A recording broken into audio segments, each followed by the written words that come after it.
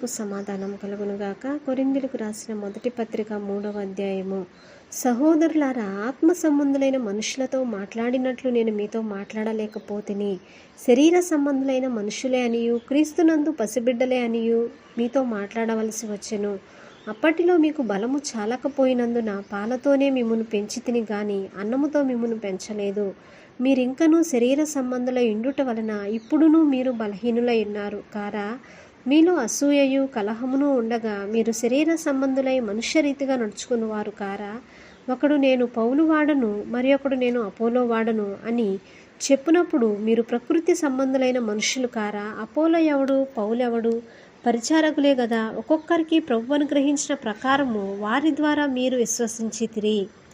నేను నాటితిని, అపోలో నీళ్లు పోసెను. వృద్ధి కలుగజేసిన వాడు దేవుడే. కాబట్టి వృద్ధి కలుగజేయు దేవునిలోనే గాని నాటువానిలోనైనను నీళ్లు పోయు వానిలోనైనను ఏమీయూ లేదు. నాటువాడును నీళ్లు పోయువాడును ఒక్కటే. ప్రతివాడు తాను చేసిన కష్టం కొలది జీతం పుచ్చుకొనును. మేము దేవుని జతపనివారమై ఉన్నాము, మీరు దేవుని వ్యవసాయమును దేవుని గృహమునై ఉన్నారు. దేవుడు నాకు అనుగ్రహించిన కృపచొప్పున నేను నేర్పరి అయిన శిల్పకారుని వలె పునాది వేసి తిని, మరి ఒకడు దాని మీద కట్టుచున్నాడు. ప్రతివాడు దాని మీద ఎలాగూ కట్టుచున్నాడో జాగ్రత్తగా చూచుకొనవలెను.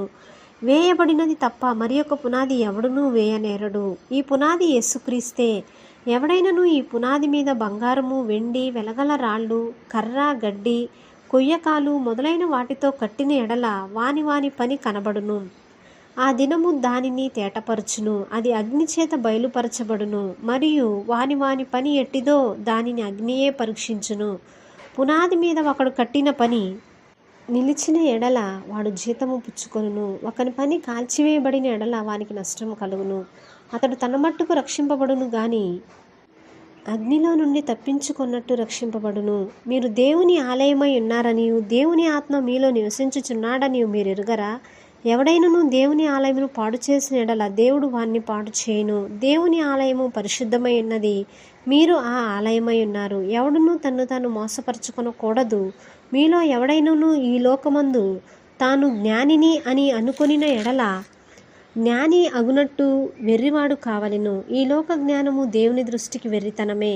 జ్ఞానులను వారి కుయుక్తిలో ఆయన పట్టుకొనును. మరియు జ్ఞానుల యోచనలు వ్యర్థములని ప్రభువునకు తెలియను అని వ్రాయబడి ఉన్నది. కాబట్టి ఎవడునూ మనుషుల యందు అతిశయింపకూడదు. సమస్తమును మీవి. పౌలైనను, అపోలో అయినను, కేఫా అయినను, లోకమైనను, జీవమైనను, మరణమైనను, ప్రస్తుతమందున్నవి అయినను, రాబోనవి అయినను, సమస్తమును మీవే. మీరు క్రీస్తు వారు, క్రీస్తు దేవుని వాడు. ఆమేన్. దేవుడు తన పరిశుద్ధమైన వాక్యాన్ని దీవించుగాక.